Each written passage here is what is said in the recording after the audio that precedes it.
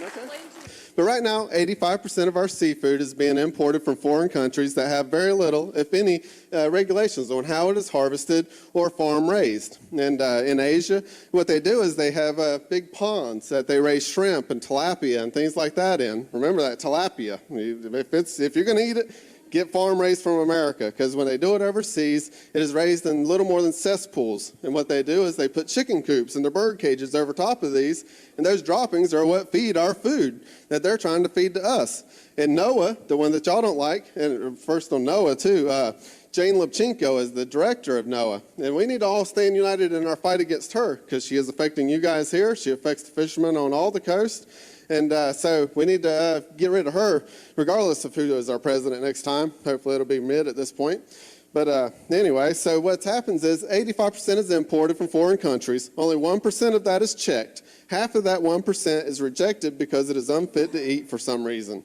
It's got contaminants, it's got antibiotics, hormones, different things like that. So, you really don't know what you're eating when you get that foreign imported seafood. And, you can multiply the value of your weak dollar by buying American seafood. You not only get a better product, but you also help the local fishermen. And hopefully you're getting it from a local seafood market and help that local business in the process. And then with the fish coming up from the deep water, I fish usually in over 100 foot of water. But, this affects a lot of different fish because different fish handle being released better than others. But when a fish comes up from more than 100 foot of water, it gets decompression damage, the bends.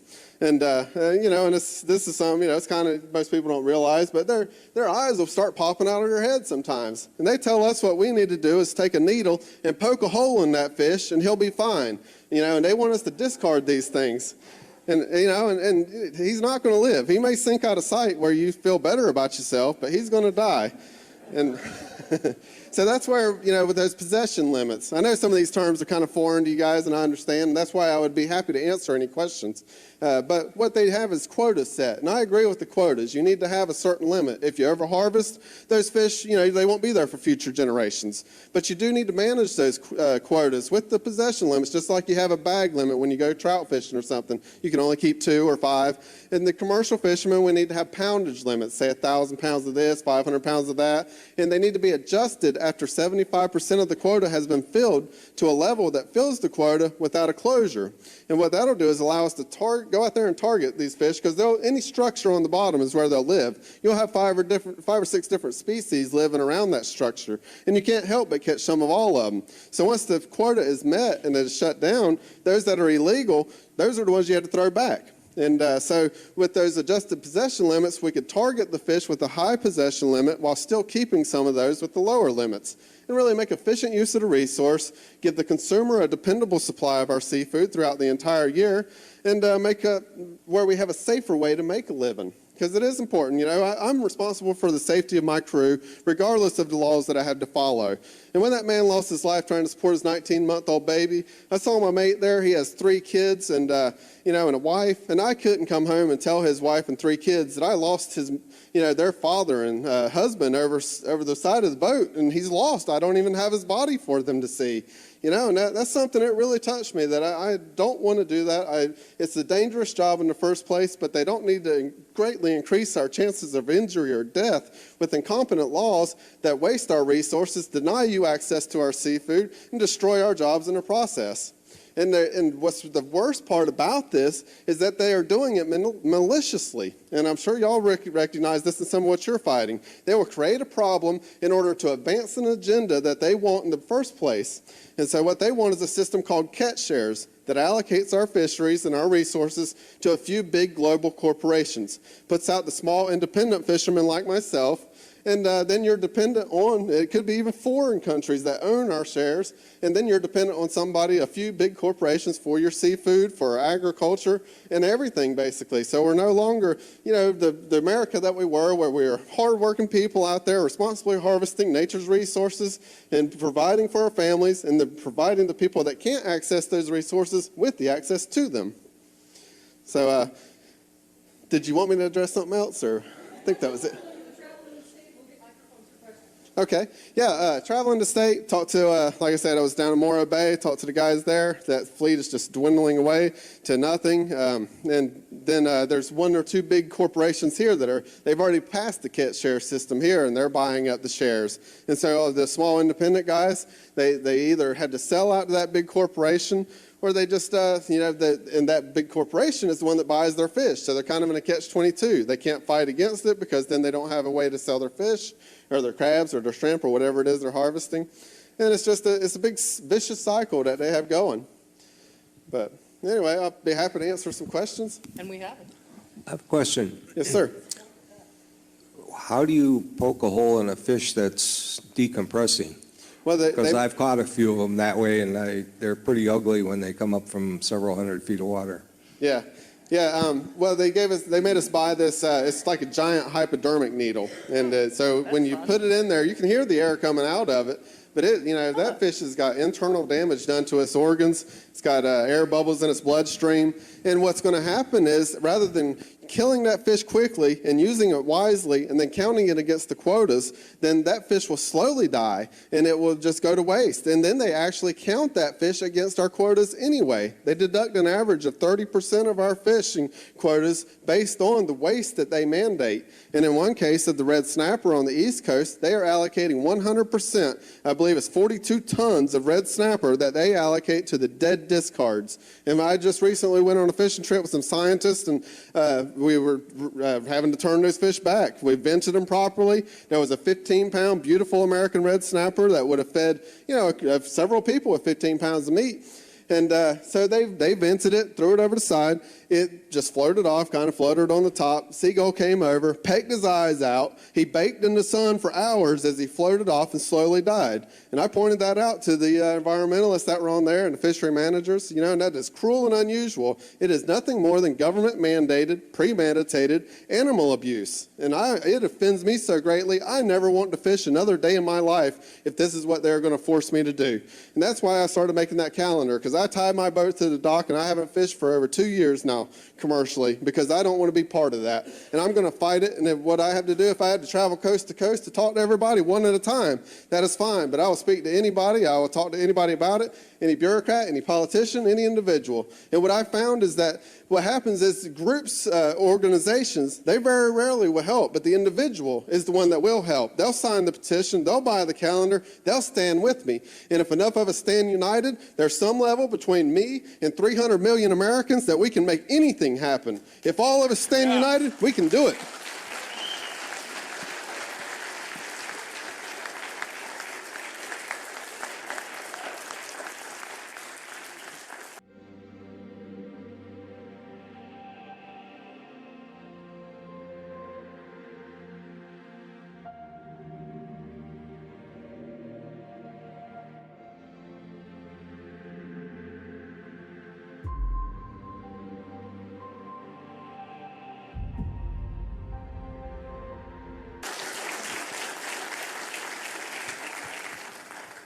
Well, thank you all for letting me come out and speak to you.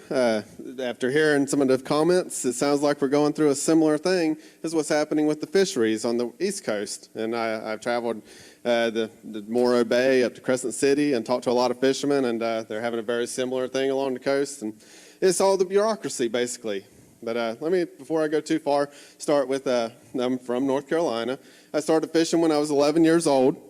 And it's something I love to do. I really enjoyed being a fisherman. I worked hard at it. I worked my way up through the blood, sweat, and tears to owning my own boat, my own permit, and I earned a honest living, responsibly harvesting our nation's seafood for the consumers to enjoy. Not everybody wants to go out there and catch their own fish, or can. And so it's up to people like me to go out there and catch them. It's up to the farmer to grow the food. It's up to the lumberjack to go out there and cut down the trees that we need to build the homes and things. And what I'm hoping is that we can unite, and all of us that are being attacked, little small minority groups of people that really don't have the power, money, or numbers to defend themselves against these giant bureaucracies, to stand up, stand united, and say, no, we will not comply to your laws that are restricting our freedom. I believe God gave us that freedom. And the brave men and women in the military, like the veterans here today, have defended that freedom for us from the foreign enemies.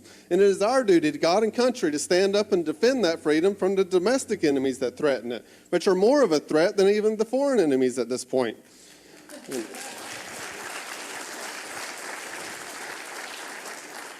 No, so what I started doing was giving public comments like y'all mentioned here today at the South Atlantic Fishery Management Council. They are one of the sub-bureaucracies under National Marine Fisheries Service, then NOAA, then the Secretary of Commerce is the head bureaucrat over all of that. And so what they told me was that if I didn't like what they were doing, because I pointed out some of the problems and offered a few simple solutions that would mitigate the severe negative impacts of the laws that they are pushing. And these, remind you, these are unelected bureaucrats writing laws that have the threat of force behind them. And they told me, take it up with Congress if you don't like what we're doing to you. And I pointed out how some of what they were doing violated the Magnuson-Stevens Act, which is the law that dictates how America's fisheries are to be managed. They told me, well, we only have to follow one mandate in that entire act. That is to end overfishing within a certain deadline. And I pointed out some of the other acts, like limiting the waste in our fisheries, making efficient use of the resources, and promoting our safety at sea. He said none of those mattered. And I stressed well, that's our safety at sea. He said, that's not our concern. And I told him, if you keep going this way, people will die. And a couple of months after that first meeting, when I went and told the head man about that, Roy Crabtree is his name. He's the Southeast Regional Administrator of National Marine Fisheries Service. And a man lost his life trying to support his 19-month-old baby as a direct result of the laws that compromised our safety because we had to discard most of what we were catching, even though it floated off behind the boat, slowly dying and going to waste. And then we had to stay longer and in worse weather to make enough money to support ourselves. And the simple solution to that was to manage the possession limits, the quotas with possession limits. And they didn't want to have any part of that. So anyway, I started taking it up with Congress, and I contacted my one congressman and two senators, and my congressman has been very helpful. Walter B. Jones from the 3rd District in North Carolina. He's a great man. He's very supportive and understands Agenda 21. Stands up for a lot of different things about freedom. But outside of that, the senators and congressmen, they wouldn't listen to me if I couldn't donate money or if I wasn't from their district and couldn't vote for them. So what I started doing was, well, first off, I made the calendar like that and started traveling around talking to people, selling the calendar as a way to keep the fuel in the car and all that stuff. And so they, trying to get people to send comments and make phone calls and things, supporting what I was telling them. And I got some success there, but really the success came when I started making postcards like this. And what I would do is address them to the relevant public servant for the issue that I was talking about, supporting or opposing different issues. And that started working. I had 2,000 postcards to start with made about a bill that took our freedom to fish on the majority of the South Atlantic seafloor through using Agenda 21's precautionary principle. They didn't have enough data on 2 fish. So they assumed a worst-case scenario using that precautionary principle and shut down all of that seafloor to all recreational and commercial bottom fishing. And, everybody, it's mostly me fighting it because most people don't fish out there. And most of the fishermen felt like some of the people here might feel that your public comments fall on deaf ears when you go out there and you talk to these committees and things. They don't care what you say. And honestly, they do not care. They voted unanimously to pass that or to start that Prop 84. And that's what they do. They don't care what you say. But what I started doing was going beyond them with my comments. I submitted them when they asked for them, but I also sent them to every representative and congressman I could find an email address for. I forward them. Aaron gets a lot of them. I sent them to all kinds of people. And so then they start getting pressure from a lot of different angles. And people start asking, well, why are you doing this? And this doesn't make sense. And there is a better way. Because you can't just complain. You do have to offer solutions. And, and that's the thing. If we offer positive solutions that have a good outcome that achieves some of the goals that everybody wants, we really can get people to understand, hey, this is common sense. It's not rocket science. We don't need a 500-page document of lawyer speak that nobody wants to read, to enforce these laws on us.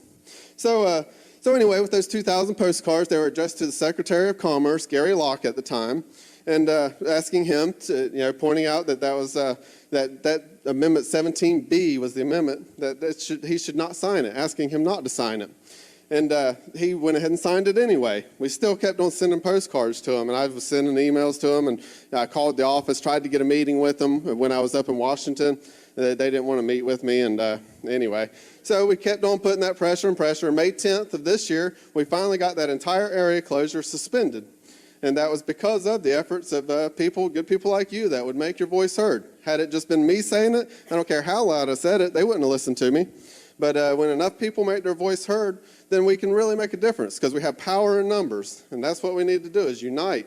And don't think that your comments don't matter or that your voice doesn't matter. It does. And we can also have power by voting with our money. Go out and do things where, if you want fresh local seafood, when you go to the seafood market, ask for it. And that helps that. And same for any other products that are produced here in America. Look for them. Look for locally owned businesses and try to do that. Well, with the public comments, I try to get them down to a page. Sometimes I go into more depth. But, I'd encourage somebody, you guys get together, somebody write a document up that can write well, and then get everybody here to copy it and send it in to everybody you can.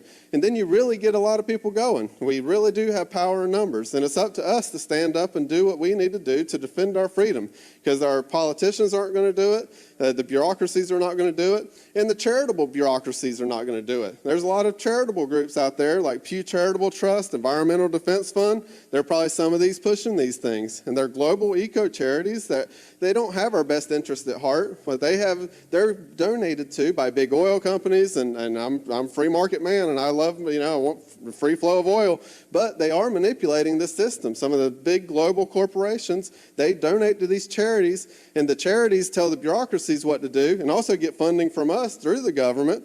And then if the bureaucracy does not do what the global charities said, they sue them. And so that's what they're doing with us and our fisheries.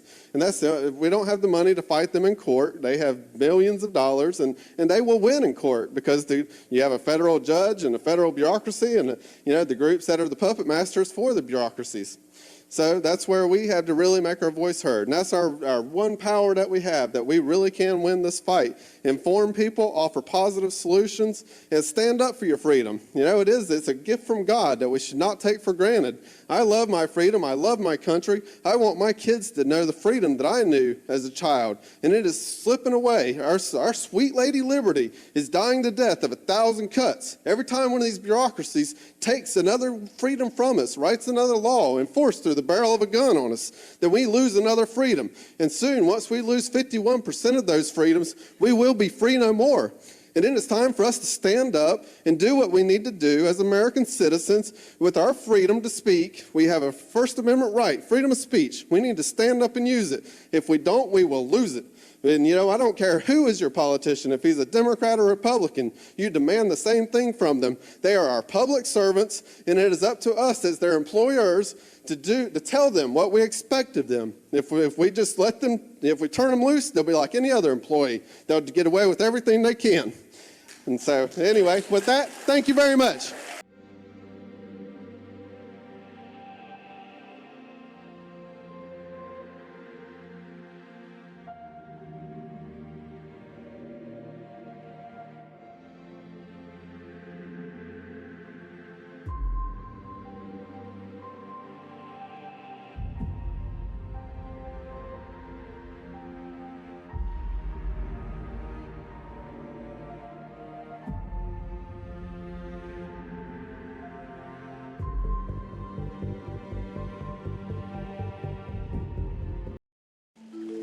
It's him, the boat, the gear, and competing against the other people and trying to catch the fish. And there's not a more rewarding feeling than coming back that inlet with a load of fish. Yeah.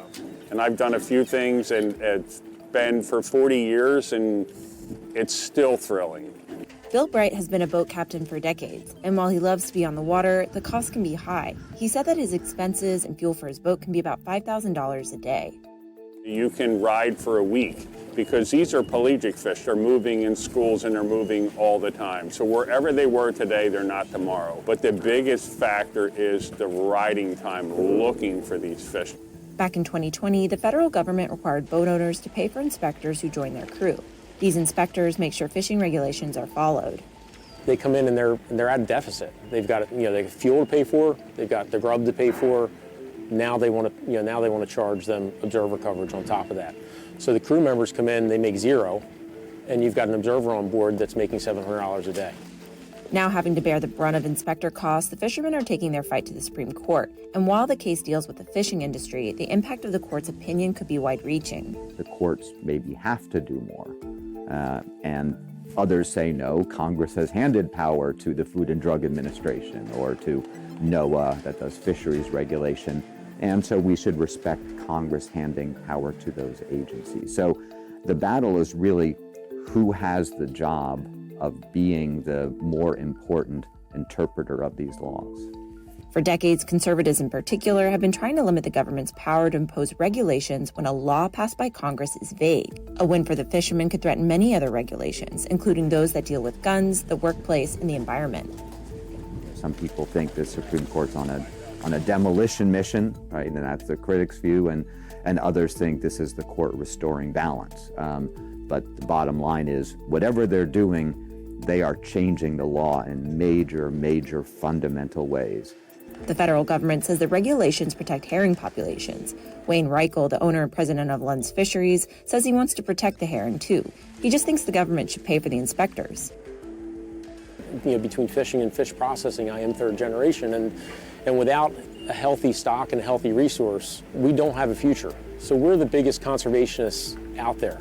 We want to do anything that we can do in collaboration with the government to ensure that we have healthy stocks for us to continue our business and continue using the investments that we build up. I understand this is a big political thing, but this is not politics to me. This is about what's right. This is about what's right for our fishery. I'm not listening to all that stuff. All I want to do is get what's right for our fishery going forward.